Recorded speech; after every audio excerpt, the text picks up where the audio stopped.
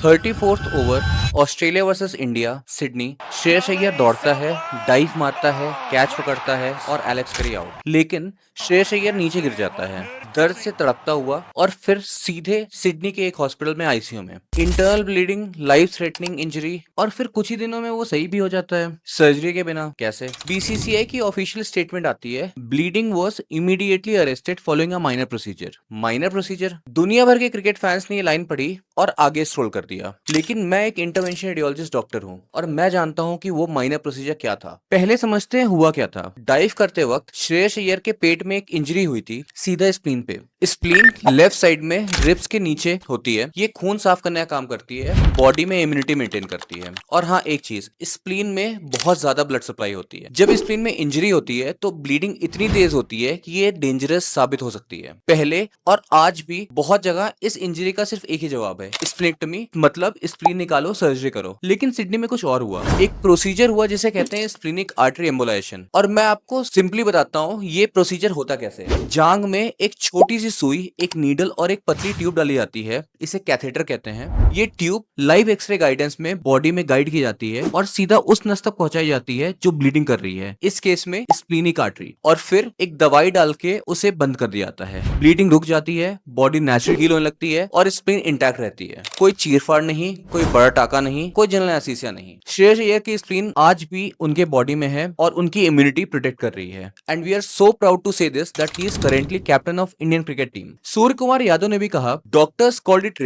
Rare thing happen to rare talent. लेकिन मैं आपको सच बताता हूँ, ये इंजरी इतनी भी रेयर नहीं है। इंडिया में हर साल रोड ट्रैफिक एक्सीडेंट्स में, स्पोर्ट्स इंजरी में, वर्क प्लेस रिलेटेड ट्रॉमा में हजारों लोगों की स्प्लीनिक इंजरी होती है और उनमें से काफी लोगों को सीधे ऑपरेशन थिएटर में ले जाया जाता है। क्यों? क्योंकि जिस स्पेशलिटी ने श्रेयस अय्यर की स्प्लीन बचाई, इंटरवेंशन रेडियोलॉजी, वो इंडिया में बहुत अंडर रिप्रेजेंटेड है। बहुत से हॉस्पिटल में ये फैसिलिटी है ही नहीं, बहुत से डॉक्टर्स को इस ऑप्शन के बारे में पता ही नहीं है और बहुत से पेशेंट्स कभी दोबारा ये भी नहीं पूछते कि इसके अलावा कोई और ऑप्शन है या नहीं। अब सोचिए, जिस स्पेशलिटी ने एक इमरजेंसी सिचुएशन में स्प्लीन बचा ली, वो normal day to day procedure में तो वंडर्स कर सकता है, जैसे कि varicose veins, uterine fibroids, thyroid, varicocele. इन सारे कंडीशंस में तो पेशेंट सेम डे प्रोसीजर करा के घर जा सकता है, बिना किसी चीरफाड़ के, बिना किसी लॉन्ग टर्म कॉम्प्लिकेशन के। और ये सारे ट्रीटमेंट अब सबके लिए भी अवेलेबल है। सिर्फ एक सवाल पूछना है, क्या इस कंडीशन का इंटरवेंशन रेडियोलॉजिस्ट से कोई ऑप्शन अवेलेबल है या नहीं? मैं हूं डॉक्टर अमोल श्रीवास्तव, एक इंटरवेंशन रेडियोलॉजिस्ट, और मेरा काम वही है जो सिडनी में उस दिन श्रेयस अय्यर के साथ हुआ, बिना सर्जरी के अंदर से ठीक करना। आज के जमाने में आप डायरेक्टली एक इंटरवेंशन रेडियोलॉजिस्ट को रीच कर सकते हैं। और ये वीडियो शेयर करो अगर आप क्रिकेट फैन हो या ना हो, क्योंकि ये नॉलेज किसी की जिंदगी बदल सकती है। Thank you.